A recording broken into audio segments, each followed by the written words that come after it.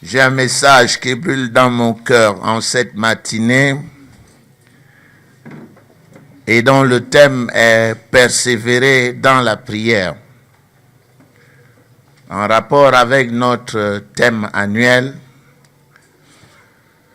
la persévérance dans la prière est une action qui doit fleurir au sein de notre ministère. Parce que la prière est une arme qui peut être offensive, elle peut aussi être défensive. La prière est notre moyen à nous de nous adresser à Dieu, soit pour une requête, c'est-à-dire une demande, soit pour une action de grâce, c'est-à-dire un merci, une reconnaissance des bienfaits de Dieu. Et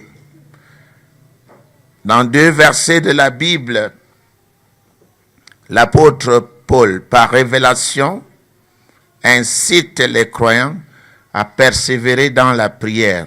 Persévérer dans la prière. La première incitation à persévérer dans la prière, en tenant compte de la classification des épîtres, se trouve dans l'épître doctrinale des jeunes convertis. Je dis bien l'épître doctrinale des jeunes convertis, à savoir quel épître? L'épître aux Romains. Et je voudrais citer Romains chapitre 12 et au verset 12. Voici ce que dit la parole. Réjouissez-vous en espérance, soyez patients dans l'affliction, persévérez dans la prière. Je peux reciter. Réjouissez-vous en espérance. Soyez patients dans l'affliction. Et comme troisième articulation, persévérez dans la prière. Ce n'est pas le fait d'un hasard que l'incitation à la prière soit une recommandation toute particulière pour les nouveaux convertis. Ils en ont véritablement besoin pour faire face aux difficultés liées à la conversion. Généralement, tout va bien les premiers jours de la conversion, parce que Satan se dit encore que peut-être que ce n'est pas vrai ce que vous avez fait. Et puis commence une campagne de persécution qui commence souvent par nous-mêmes, puis notre famille s'implique, et puis nos voisins s'impliquent. Ça devient un tir croisé. Cette recommandation à la prière vient de l'évocation de 3 choses toutes importantes. Les 3 choses qu'il faut savoir. La première, c'est l'espérance. Quand on dit dans la Bible espérer, espérance, l'espérance a toujours trait au retour de Jésus-Christ. Les afflictions, lesquelles ont tendance de nous éloigner de Dieu, persévérez, soyez patients dans les afflictions. Vous avez vu, réjouissez-vous en espérance, c'est-à-dire en pensant au retour de Jésus-Christ, en pensant à la gloire dont nous serons revêtus. Et la deuxième chose, c'est soyez patients dans l'affliction. Certains pensent que Dieu ne voit pas l'affliction quand les afflictions commencent au moment de la conversion. Ils pensent que Dieu ne voit pas l'affliction, mais Dieu veut développer quelque chose dans nos vies. Cette chose s'appelle la patience. La patience, c'est avoir grandement de l'équilibre avant de perdre conscience. La patience. La patience. Et la troisième chose que Dieu dit, c'est persévérer dans la prière. Nous savons que les afflictions ont tendance à nous éloigner de Dieu. Ceux qui prient ou ceux qui se réjouissent en espérance, lorsqu'ils sont affligés, ont tendance de s'éloigner de Dieu.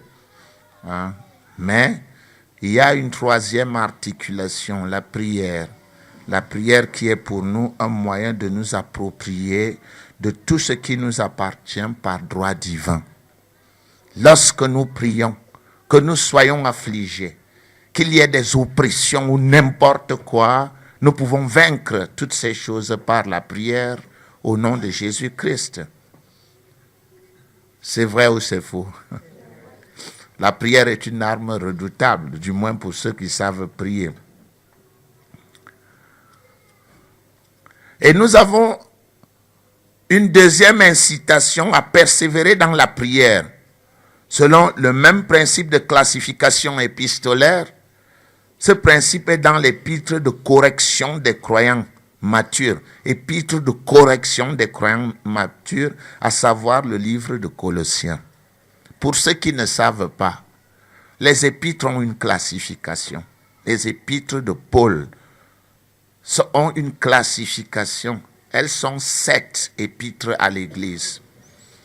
Et dans l'épître pour l'enseignement, pour l'enseignant, pour le responsable, qui est l'épître de Timothée, en 2 Timothée 3, verset 16, l'apôtre Paul démontre la raison d'être de la parole de Dieu. Il dit, toute écriture est inspirée de Dieu, toute écriture est théoupneustos, toute écriture est la respiration de Dieu et utile l'utilité de la parole pour enseigner, pour corriger, pour convaincre.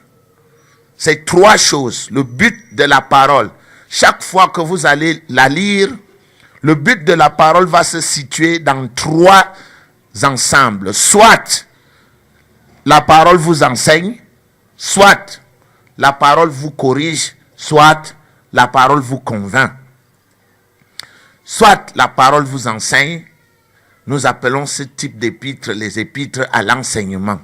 La parole vous enseigne comment croire. Parce que croire est égal à recevoir.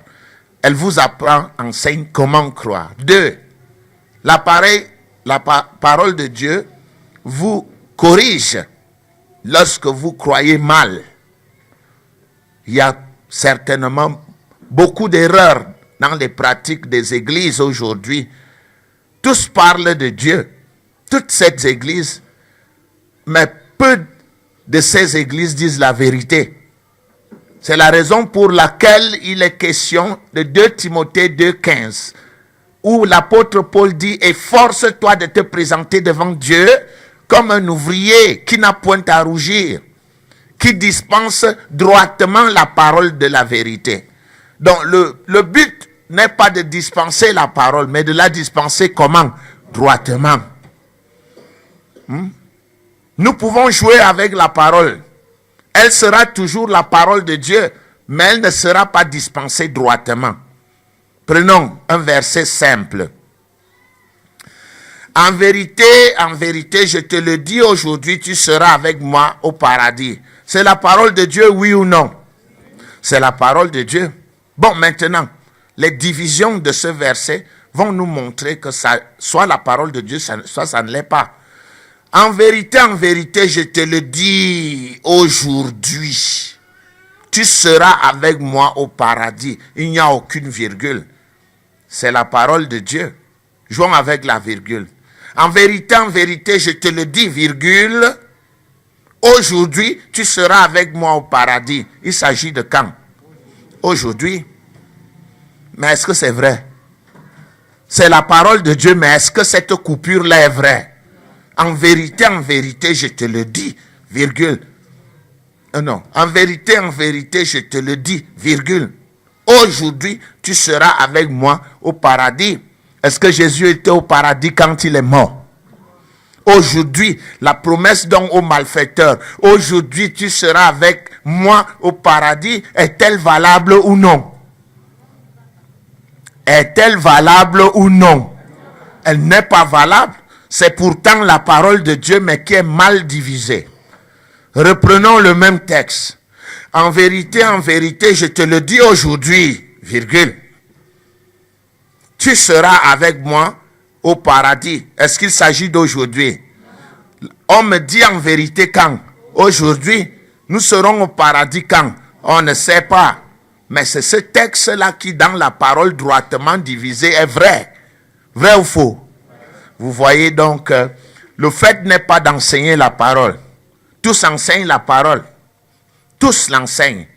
Mais l'important, c'est quoi? De la diviser comment? Droitement. Parce que si elle est divisée droitement, c'est la parole de Dieu. Si elle est divisée faussement, ce n'est pas la parole de Dieu. Même si cela semble être quoi? La parole de Dieu. Vous voyez? Prenons notre texte.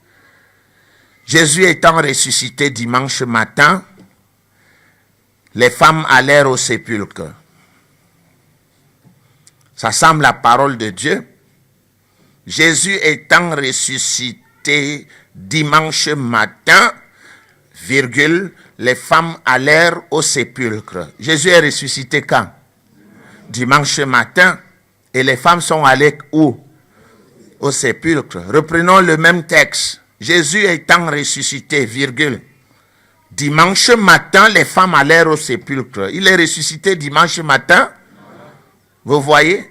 Qui dit vrai entre eux? C'est le même verset. C'est la parole de Dieu. Mais elle est coupée. Il n'y a qu'une seule manière de la couper droitement. Une seule. Toutes les autres manières sont comment? Fausses. C'est la raison pour laquelle l'apôtre dit, efforce-toi de te présenter devant Dieu comme un ouvrier qui n'a point à rougir, mais qui dispense comment? Droitement la parole de vérité. Donc le fait, ce n'est pas d'enseigner la parole. Le fait, c'est quoi? De l'enseigner comment? Droitement. Parce que cette même parole est enseignée dans plusieurs églises. Et elle est divisée mal. Si vous allez chez les catholiques, c'est la théologie comment? Comment? Catholique, n'est-ce pas? Si vous allez chez les protestants, c'est quoi? Théologie quoi? Protestante. Vous allez chez les anglicans, c'est quoi? Théologie anglicane. Vous allez chez les orthodoxes, c'est quoi? Théologie orthodoxe. Mais si Dieu est un seul, pourquoi y a-t-il 5 théologies? Assurément parce que les gens coupent mal la parole. Et que la plupart veulent tirer la couverture vers qui? De leur côté. Je peux vous poser une question. Nous la posons souvent à l'école biblique. Nous disons, ok, à nos élèves, selon vous, quel est le plus grand péché qu'un homme peut commettre? Généralement, si on a 10 étudiants, il y a combien de réponses? 10 réponses. Parce que chacun dit, à ma manière de voir, moi, je pense que... Mais est-ce que les gens viennent dans une église pour vos manières de voir? Les gens viennent à l'église pour les manières de voir de qui? De Dieu. À partir du moment où vous dites déjà à ma manière de voir, ça veut dire que vous avez pris la place de qui? La place de Dieu. Vous êtes devenu Dieu. À ma manière de voir, c'est le mensonge. Et si c'est l'église, un pasteur d'une église, tous ses adeptes vont croire que le plus grand péché, c'est quoi? Le mensonge. Et les adeptes de l'autre qui disent non, le plus grand péché c'est aimer la femme de son prochain. Tous les autres, ceux de cette église-là vont croire quoi? Que le plus grand péché c'est aimer la femme de son prochain. Mais jusque-là, personne n'a posé la question, que pense Dieu? Chacun dit à ma manière de voir. Mais que pense Dieu? Quel est le plus grand commandement de la loi? Tu aimeras le Seigneur ton Dieu de toute ton âme, de toute ta pensée, de tout ton cœur. C'est ça le plus grand commandement. Logiquement, que peut être le plus grand péché? Le contraire du plus grand commandement, logiquement. Alors, quel serait donc le plus grand péché ici? Le plus grand péché qu'un homme puisse commettre ici? Ce serait de ne pas aimer Dieu de tout son cœur, de toute sa pensée, de toute son âme. Vous voyez, ce qui tranche nettement avec les points de vue de à ma manière de voir. Tel a dit c'était le mensonge. Tel autre a dit c'était quoi? Aimer la femme de son prochain. L'autre dira c'est le crime. L'autre dira XXXX. Bon, je voulais vous mettre dans les conditions telles que vous acceptiez, vous compreniez la parole qui est droitement, comment? Divisée. Et c'est votre responsabilité de l'enseigner droitement. efforce-toi de te présenter devant Dieu comme un homme éprouvé, comme un ouvrier qui n'a point à rougir, qui dispense comment? Droitement la parole de la vérité. Revenons en 2 Timothée 3,16. Toute écriture est utile pour enseigner, pour corriger, pour convaincre. Vous pensez donc que les 7 épîtres à l'église se trouvent dans quel domaine? Dans le même domaine, avec les mêmes divisions. Il y a des épîtres qui sont là pour enseigner, des épîtres qui sont là pour corriger et des épîtres qui sont là pour convaincre. Et comme Dieu est un pédagogue, il y a dans la maison de Dieu les bébés et les adultes. Hein? Il a donc classifié les 7 épîtres à l'église de manière fort claire. 3 épîtres pour les bébés, 3 épîtres pour les mûrs. Les épîtres pour bébés. La première épître doctrinale, celle qui donne l'enseignement, c'est Romains. Celle qui corrige, c'est Corinthiens. Celle qui apporte, qui ramène les gens à la croyance juste, c'est Galates. Pour les hommes matures, la première épître, c'est Éphésiens. La deuxième qui corrige, c'est Philippiens. La troisième qui ramène les hommes à la croyance juste, c'est Colossiens. Et maintenant, on a une 7e épître qui n'a ni réprimande ni correction. C'est l'épître de Thessaloniciens que Jésus-Christ lui-même viendra accomplir. Que Dieu vous bénisse. La parole de Dieu est d'une exactitude mathématique et d'une précision comment? Non, regarde ton voisin et dis-lui la même chose. La parole de Dieu est d'une exactitude mathématique et d'une précision scientifique. Ou tu connais, ou tu ne connais pas. C'est ça, il n'y a pas de sentiment dans ça. C'est une école comme dans toutes les autres écoles. Applaudissez pour notre Dieu. Vous comprenez donc pourquoi il y a 2 incitations à la prière. La première, pour les jeunes convertis, elle se trouve dans Romains 12.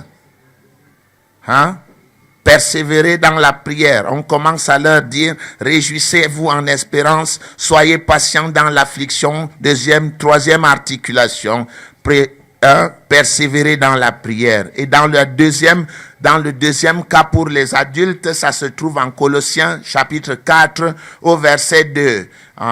La prière dit aux croyants matures, persévérez dans la prière. Veillez-y avec action de grâce. Fin de citation. Faites quoi? Persévérez où? Dans la prière. Veillez-y comment?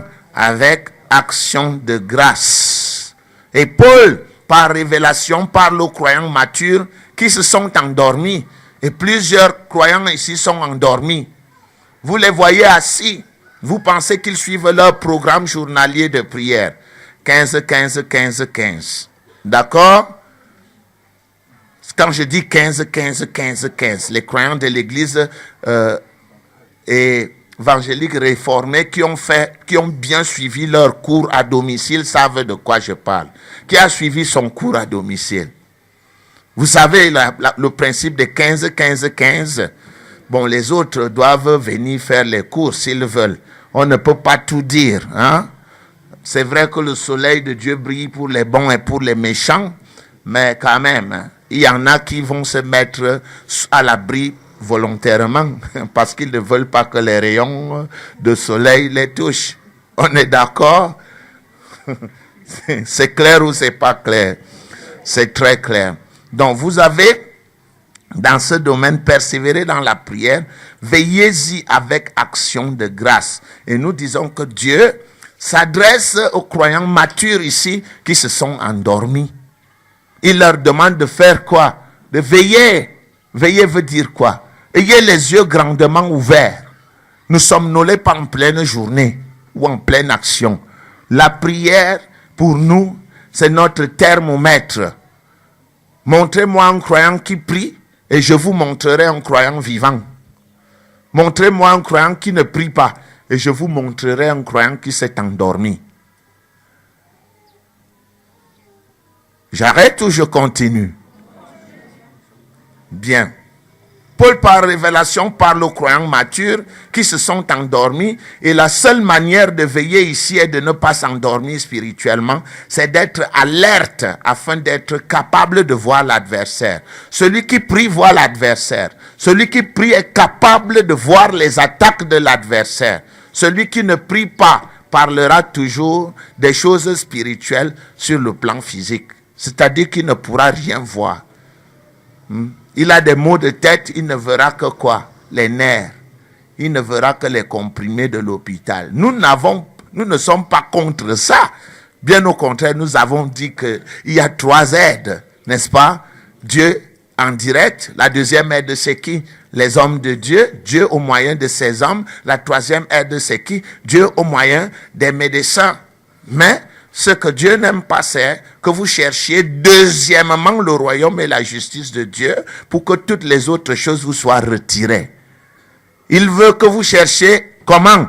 Premièrement quoi? Le royaume et la justice de Dieu, et toutes les autres choses vous seront données. Donc celui qui cherche deuxièmement Dieu est idolâtre. Et la plupart des anciens ici sont des idolâtres. Parce que quand arrive un problème, qu'est-ce qu'ils font? Ils vont chercher la première solution, ils vont la chercher où? Dans les hôpitaux. Or, la première solution se trouve où? Chez Dieu, verticalement. Et la deuxième solution se trouve où? Chez Dieu, horizontalement, au moyen des hommes de Dieu. Et la troisième solution se trouve où? À l'hôpital, par la science. Parce que Dieu est le plus grand scientifique qui existe. C'est clair, n'est-ce pas? Alors, celui qui ne prie pas ne peut pas voir l'adversaire. Il n'a pas cette sensibilité. Il n'a pas cette acuité. Il n'a pas ce flair qu'il dit, attention, quelque chose ne va pas ici. Quelque chose ne va pas ici. J'ai laissé cette personne bien portante il y a 10 minutes. En 10 minutes, la situation ne peut pas être changée à ce niveau. Non, non, non, non, non, non, non, non, non. Voilà pourquoi je reviens à persévérer sur quoi? Pourquoi je voudrais que vous persévériez dans la prière, afin que vous ayez les yeux grandement ouverts, que vous soyez capable de détecter qu'il y a quelque chose qui ne va pas. Et il y a quelque chose qui... Ça sent du roussi, comme disaient les gens sur le plan humain. Bien. Je voudrais donc revenir sur le plan des étymologies, sur le plan sémantique, sur le plan des origines des mots. Allons chercher le mot persévérer. Le mot persévérer vient du grec proskartereo. Proskartereo. Proskartereo. Être toujours à sa disposition, être assidu. Proskartereo signifie être assidu, continuer sans interruption, être attaché, ne pas quitter. Ne pas quitter. Ou alors, être entièrement appliqué à. Être comment? Entièrement appliqué à. Ou être dévoué. Ou être constant à une cause. Ou donner un soin incessant à une chose. Ne pas faiblir. Se montrer courageux. Je vous ai donné une panoplie de synonymes. Une panoplie de synonymes. Proskartereo. Ne vous affaiblissez pas. Autrement dit, celui qui cesse de prier, qui interrompt la prière, s'est affaibli. Il s'est affaibli. Il ne verra pas l'adversaire quand il sera devant lui. Son intelligence sera obnubilée. C'est-à-dire une intelligence couverte, qui dissimule, qui n'a pas l'acuité pour voir. Elle dissimule des choses. Voilà. Si Dieu insiste que nous prions, c'est que la prière est importante pour le croyant par ailleurs.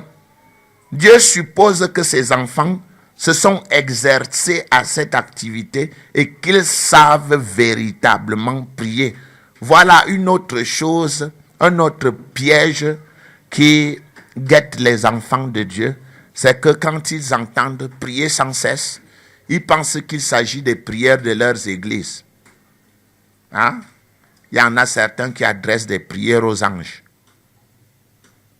Il y en a d'autres qui adressent des prières aux saints. Il y a des formes de prières qu'ils appellent des neuvaines, qui ne sont pas des prières bibliques, qui sont une invention des groupes religieux. Il y a des prières qu'ils adressent à la mère de Jésus, qu'ils appellent prière. Ça, c'est une prière dans leur église. C'est une prière dans leur église. Oui. Je vous salue Marie. C'est bien, nous avons salué Marie. Pleine de grâce. Oh là là, c'est formidable. Le contraire serait surprenant. N'est-elle pas pleine de grâce? Le Seigneur est avec vous. Est-ce qu'il n'était pas avec elle? Il l'était. C'est merveilleux. Mais moi aussi, je voudrais qu'il soit avec moi. Vous êtes bénie entre toutes les femmes. C'est elle qui est bénie. Moi, je ne suis pas béni. Et Jésus, le fruit de vos entrailles, est comment? C'est formidable. Qui dit le mieux? Personne qui a jamais été béni mieux que Jésus. Non, mais moi, je veux être comment? Hein? Sainte Marie, c'est bien encore. Mère de Dieu, attention. Ça veut dire que le Dieu que les cieux et la terre ne peuvent pas contenir a été contenu dans le ventre d'une femme. Excusez-moi, hein? Priez pour nous. Nous sommes en train de prier et en même temps que nous prions, nous demandons à qui? De prier pour nous. Et en plus, nous sommes quoi? Pauvres pécheurs. Excusez-moi. Moi, je ne suis pas un pauvre pécheur. Le sang de Jésus-Christ a fait en sorte que je me présente devant Dieu sans un sentiment de culpabilité. Je ne suis pas un pauvre pécheur. Jésus-Christ m'a permis de devenir quoi? Enfant de Dieu. Et en tant qu'enfant de Dieu, j'ai 5 droits de filiation. Ma justice, c'est-à-dire ma capacité de me présenter devant Dieu sans un sentiment de culpabilité. Hein? Ma justification, c'est-à-dire Dieu a refusé de me juger. Malgré ma méchanceté, il a jugé plutôt qui? Jésus à ma place, la justification. La sanctification, Dieu m'a mis à part. Il m'a mis à côté pour lui. Et l'enfer tout entier ne peut pas m'empêcher au ciel. Parce que mon ciel ne dépend pas de mes œuvres. Mon ciel dépend de ce que Jésus-Christ a fait pour moi. Hein? Le ministère de la réconciliation. Ça veut dire que moi, j'ai aujourd'hui la place que Jésus avait dans le monde. Que ma responsabilité aujourd'hui, c'est d'aller faire le même travail que Jésus-Christ, enseigner la parole aux gens pour leur donner la nouvelle vie, le rachat, la rédemption. Ça veut dire que Dieu m'a acheté. J'étais esclave du péché. J'étais esclave de Satan. Et Dieu a donné le sang de Jésus pour acheter ma vie, pour racheter mon âme. Donc j'ai ces 5 choses qui font de moi quelqu'un de digne. Je ne suis pas esclave, je ne suis pas pauvre pécheur, je suis fils de Dieu, héritier de Dieu, co-héritier de Jésus-Christ, fils de Dieu dans la maisonnée royale des sanctifiés, ministre du culte, au nom de Jésus-Christ. Et il faut que chacun de nous le sache.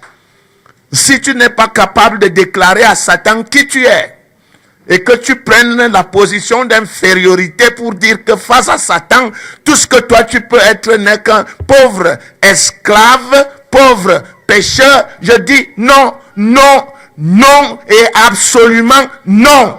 Je suis fils de Dieu. Et je me rappelle d'un de mes professeurs, un très grand homme de Dieu, que je viens de retrouver en Belgique. Il s'appelle Fifo Kabundwa Luvukumuna. Il marchait comme un général des armées. Quand il marchait comme ça. Vous demandiez, Fifo, c'est quoi? Il dit, je suis fils de Dieu. Je suis héritier de Dieu. Je suis co-héritier de Jésus-Christ. Je suis fils. C'est moi qui juge les anges. J'ai la rédemption. Dieu m'a racheté. Je ne suis plus esclave de Satan. Je suis fils de Dieu, héritier de Dieu. Celui qui est en moi est plus grand que celui qui est dans le monde. Quand je tousse, l'adversaire doit se taire. Parce que ce qui sort de moi, c'est une énergie positive. Et là où je suis, le mal ne doit pas subsister là. Parce que mon corps est le temple, le tabernacle du Saint-Esprit. Qui dit mieux? Qui dit mieux? Alors commencez à réclamer qui vous êtes. Au lieu de vous accrocher à des petites formules qui font de vous des moins que rien devant Dieu. Et Dieu a dit en Matthieu 7, à partir du verset 9, lequel de vous donnera une pierre à son fils s'il lui demandait du pain? Ou lui donnera-t-il un serpent s'il lui demandait du poisson? Si donc méchant comme vous l'êtes, vous savez donner de bonnes choses à ceux qui, à vos enfants, à combien plus forte raison, le Dieu qui a créé les cieux et la terre, donnera-t-il quoi? De bonnes choses à ses enfants. Dans certaines églises, le Dieu là, lui, ne sait donner que des maladies. Il ne sait faire que porter des croix, la croix que Dieu m'a donnée ici. S'ils sont pauvres, ils disent que Dieu leur a donné la pauvreté pour être des enfants gentils. S'ils ont une maladie, ils disent que Dieu leur a donné la maladie pour voir s'il les aime. Quel est ce père qui donne des serpents aux fils qui ont besoin du poisson? Non. Leur Dieu, moi je peux le certifier, il s'appelle Lucifer. C'est lui qui tue. C'est lui qui distribue les maladies. C'est lui qui regarde dans ton sac si tu es en règle. Il a payé sa dîme? Non, il ne paye pas. Malheur, pauvreté, choup. Celui-là, il mange la Sainte Seine. Non, il ne connaît même pas ce qu'il a. Donnons-lui le choléra. L'autre là-bas, il ne connaît pas le nom de Jésus. C'est Jésus même qui lui donne la maladie. C'est bon. Donnons-lui un bon petit cancer. Comme ça, il va vite aller retrouver son Jésus. Jésus n'est pas dans la mort. Jésus est ressuscité d'entre les morts. Et il allait vivant au ciel. Tout le monde l'a vu. Vos morts là où vous mourrez, vous entrez sous le sol et on dit que vos esprits vont de chez Dieu. S'il y avait une personne, une grande personne qui devait partir chez Dieu sans ressusciter, c'était qui selon vous? C'était qui? Mais pourquoi Dieu a-t-il pris soin de le ressusciter et de le faire partir là? Tous les disciples voyaient comment il montait. Il était vivant. Le Dieu vivant n'a rien à foutre avec les morts. Dis non à la mort. Dis non. Au nom de Jésus-Christ. Je dis non. Voilà. Et une manière de lui dire non, c'est encore de prier, de persévérer comment? Dans la prière pour avoir la victoire dans toutes vos entreprises. Applaudissez pour vous-même. C'est bon ou c'est pas bon? Voilà. Maintenant donc, je voudrais vous montrer que quand Dieu dit persévérer dans la prière, Dieu est un Dieu d'ordre et de bienséance.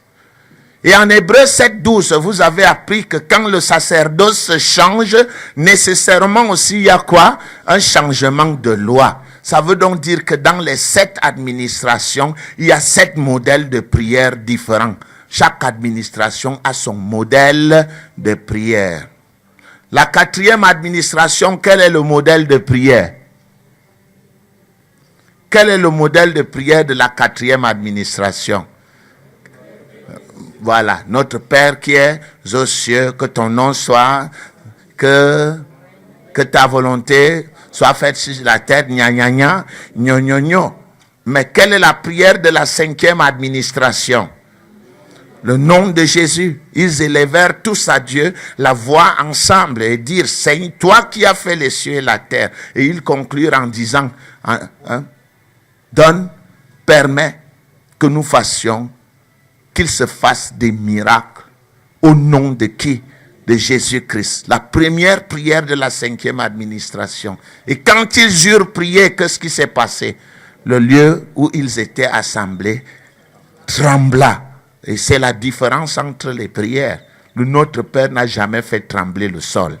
Mais ce jour-là, le nom de Jésus-Christ a fait trembler le sol, comme il fait trembler l'enfer maintenant.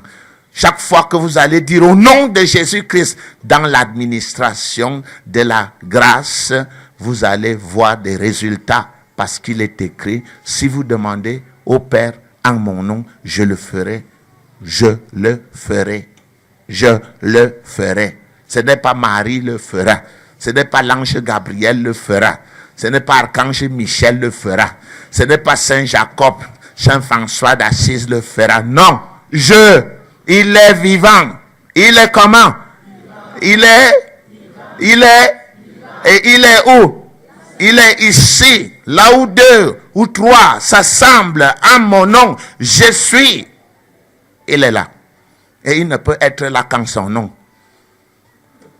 Il ne peut être là qu'au nom de qui? Au nom de qui? Je veux entendre du bruit. Au nom de qui? Au nom de qui? Voilà. C'est lui que Dieu a prédestiné avant des siècles à être pour ceux qui croiraient la victime propitiatoire. C'est lui. C'est le Amen de Dieu. Quand vous dites Jésus, Dieu dit quoi au ciel? Amen. Amen veut dire quoi? J'accepte. C'est ça. Ce n'est pas chaque minute. Amen. Amen. C'est quoi? C'est un slogan. Ils sont des malades mentaux. Ils font des petits sons pendant qu'ils prient. Yes. Yes, Lord. Est-ce que Dieu, c'est le Dieu des anglophones? Leur Dieu anglophone. Et leur Dieu a les yeux bouchés. Si on ne parle pas fort, il n'entend pas. Alors qu'Ésaïe 50 dit quoi? Je peux montrer? Est-ce que je peux montrer? Ésaïe, c'est 50. C'est combien? 59. C'est quoi? C'est quoi? Ah ben, vous avez les Bibles et chaque jour je dois vous donner le verset. Ça dit quoi? Non.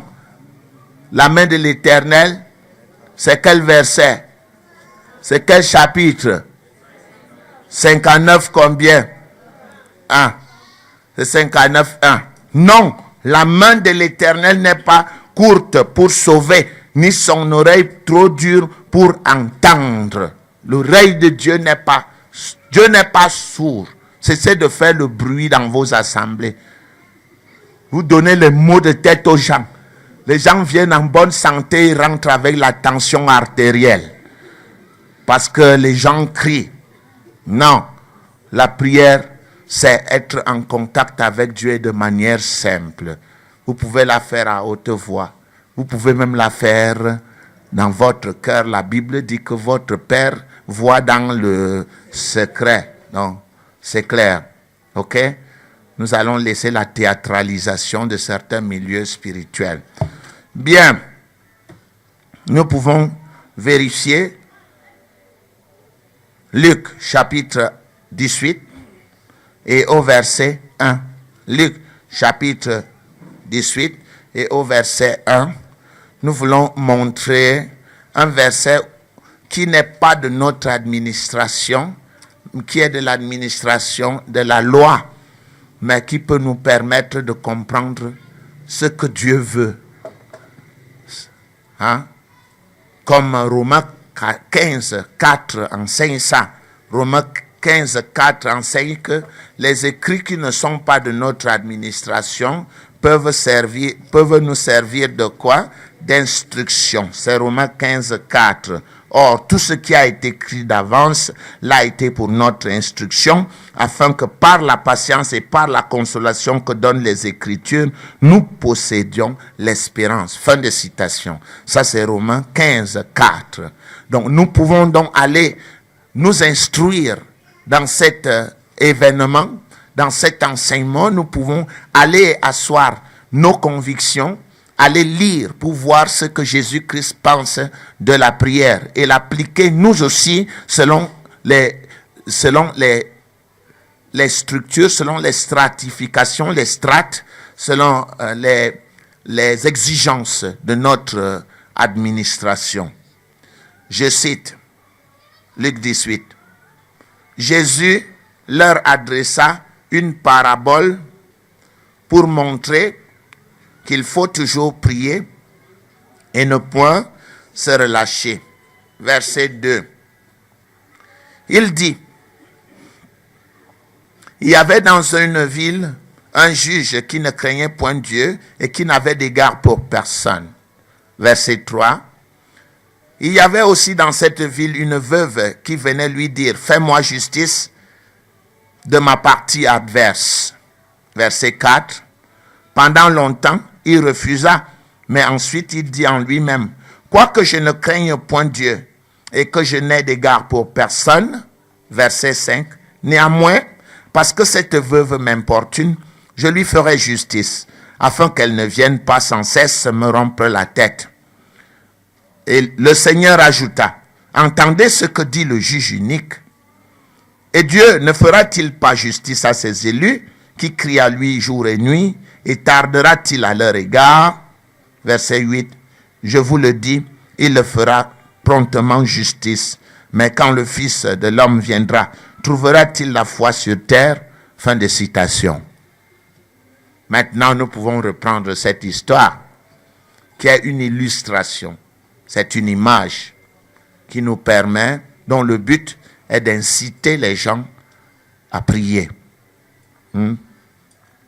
Jésus leur adressa une parabole pour montrer qu'il faut toujours prier et ne point se relâcher.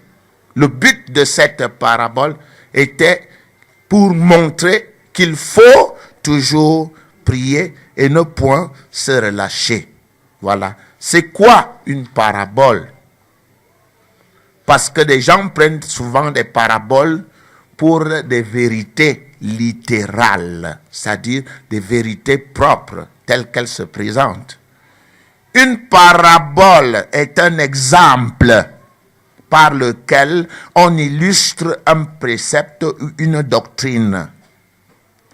Narration fictive mais agréable sur les lois et usages de la vie par laquelle sont représentés les devoirs de l'homme ou les choses de Dieu et particulièrement la nature et l'histoire du royaume de Dieu.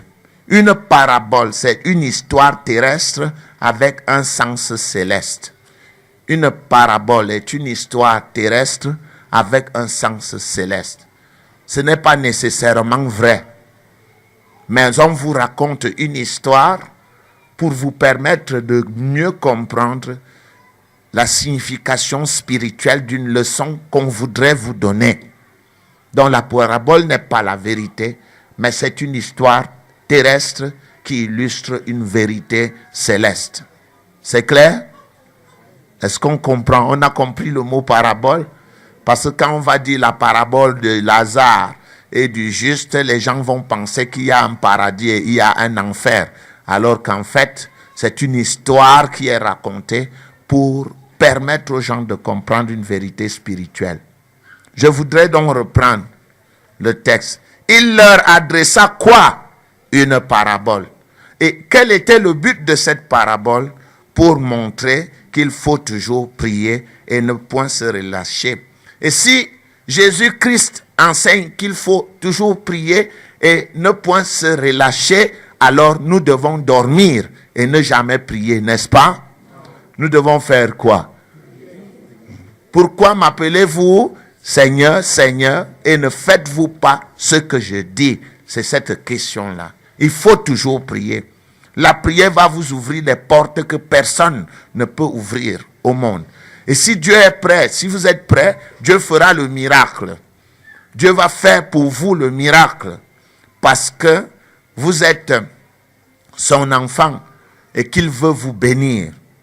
Et quel était le contexte, le contenu de cette parabole? Il dit, il y avait dans une ville un juge qui ne craignait point Dieu et qui n'avait d'égard pour personne. Vous connaissez les juges, non? C'est des magistrats. C'est eux qui ont le droit de juger. Et certains dérapent parfois parce qu'ils croient que la justice et eux font une seule chose. Certains sont enflés d'orgueil à cause de leur position privilégiée. Et ici, ce juge, voici comment Dieu le décrit.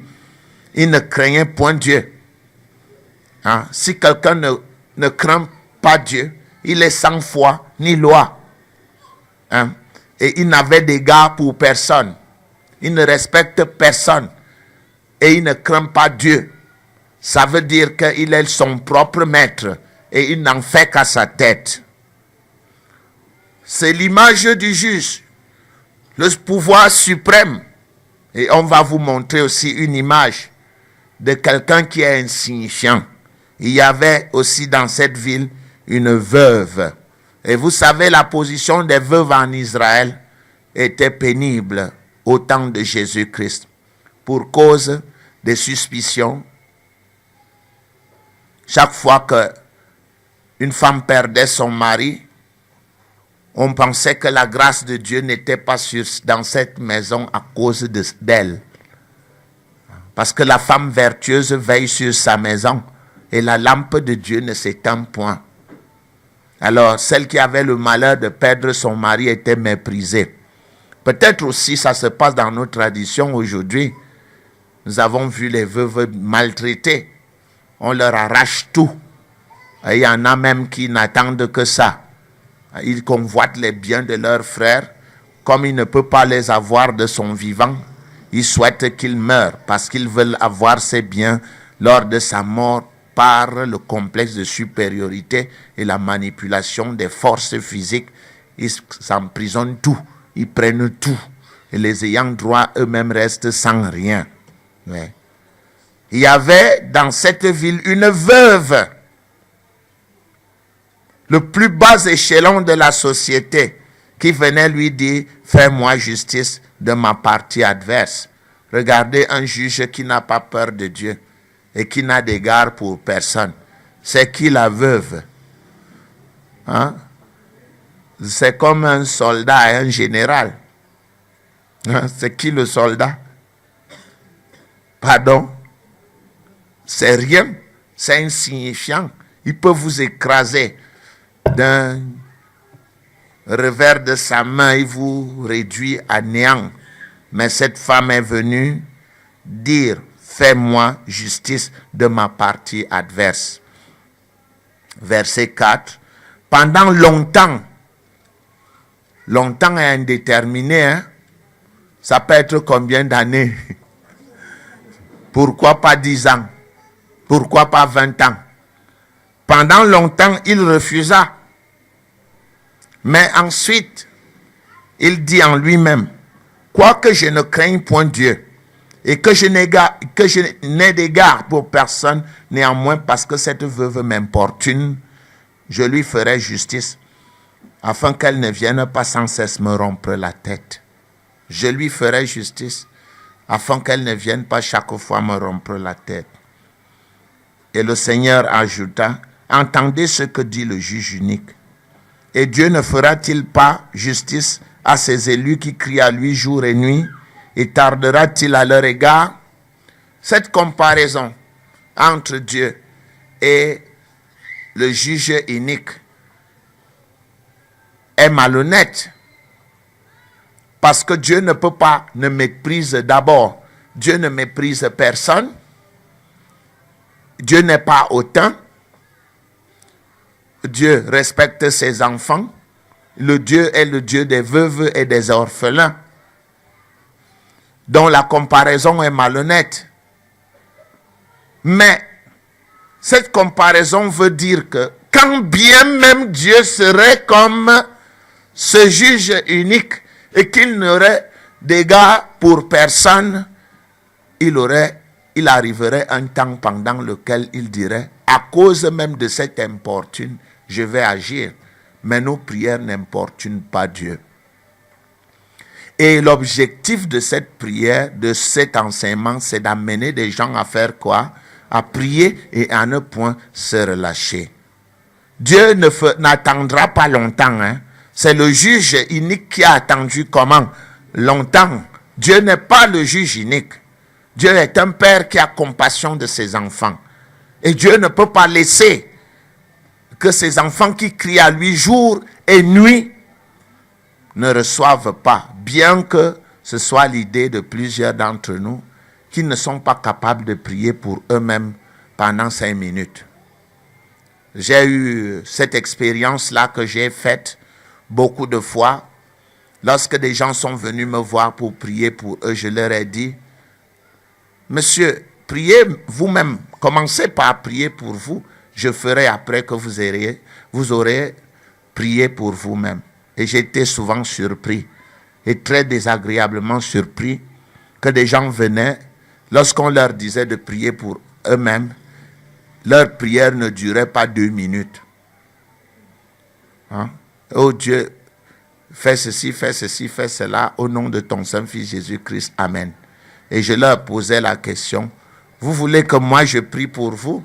Que je prenne du temps de prier pour vous-même? Alors que vous-même, vous n'êtes pas capable de vous occuper de vous-même pendant 2 minutes? Pourquoi devrais-je, moi, prier pour 1 heure de temps pour une personne qui ne prie pas pour elle-même pendant 2 minutes? C'est injuste. La Bible enseigne, tu aimeras ton prochain comment? Comme toi-même. Elle ne dit pas que tu aimeras ton prochain plus que toi-même. Si quelqu'un n'est pas capable de prendre soin de lui-même par la prière, pourquoi voudrait-il que nous prions pendant des heures? Le chrétien n'est esclave de personne. Nous, les hommes de Dieu, nous sommes des pédagogues. Et même pas des pédagogues. Nous sommes utilisés dans la maison de Dieu pour vous montrer la voie, afin que vous-même, vous puissiez prendre soin de vous. Nos églises sont des églises de Jésus-Christ et non des églises des pasteurs. Vous connaissez la différence entre l'église de Jésus-Christ et l'église du pasteur? Dans l'église du pasteur, le pasteur s'assied dans la barque et tous ses fidèles font quoi? Ils s'asseyent aussi dans la barque, mais ils croisent les bras et le pasteur tient la pagaie pour conduire sa barque là où il veut. Non, ce n'est pas juste.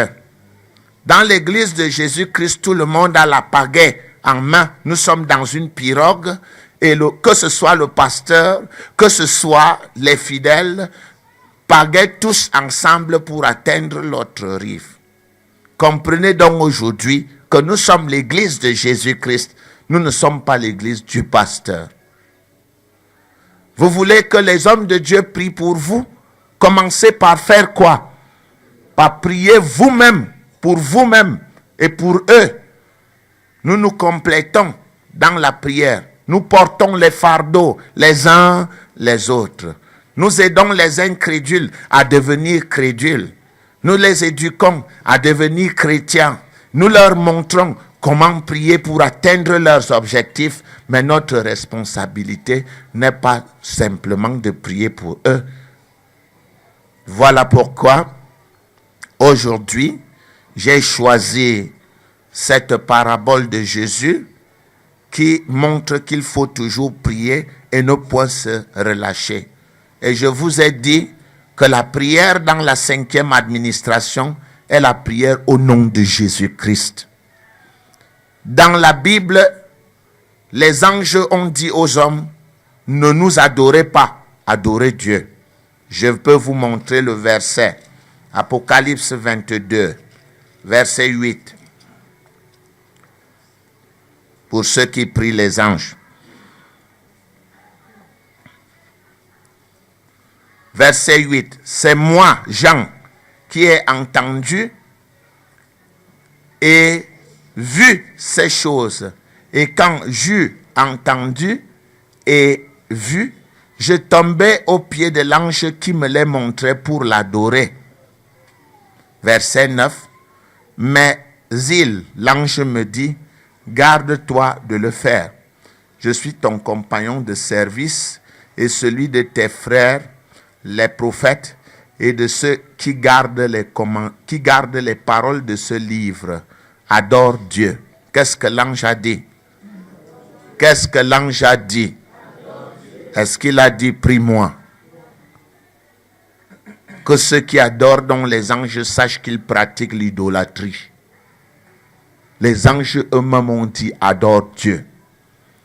En Acte 14, ceux qui sont les saints, aujourd'hui qu'on appelle saints, des gens ont voulu les adorer. En Acte 14 à Icône,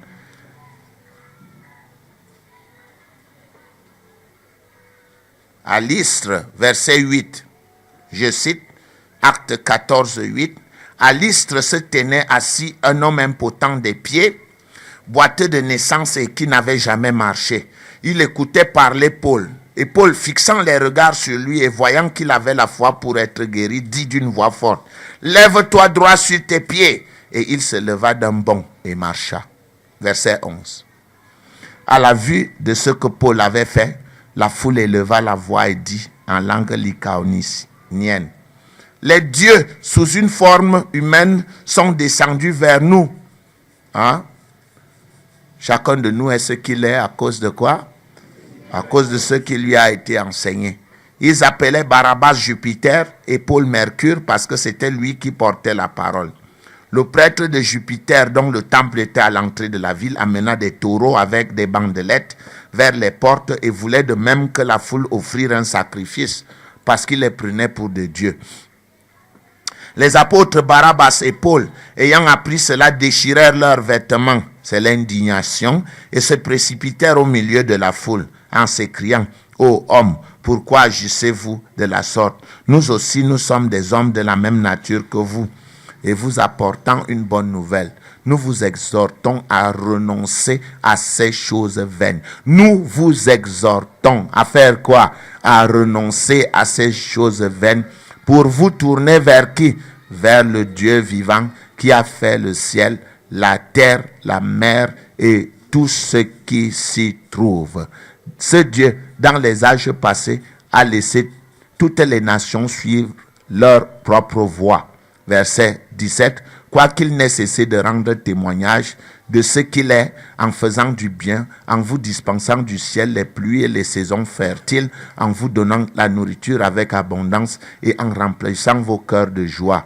À peine purent-ils, par ces paroles, empêcher la foule de leur offrir un sacrifice. Les hommes n'entendent pas souvent ce qu'on leur dit. Ils refusent d'entendre ce que Dieu dit parce qu'ils aiment faire ce qu'ils veulent faire eux-mêmes. Les saints, les apôtres ont dit, tournez-vous vers qui? Les anges ont dit, tournez-vous vers qui? Mais les hommes se tournent vers qui? Les anges, les saints, Marie et tout ce que cela comporte. Moi, ma responsabilité est de vous dire de faire ce que la parole de Dieu fait, comme les Juifs de Bérée qui avaient des sentiments plus nobles que ceux de Thessalonique et qui examinaient chaque jour en Acte 17, 11 les Écritures pour voir si ce qu'on leur disait était exact. Que Dieu vous bénisse au nom de Jésus-Christ.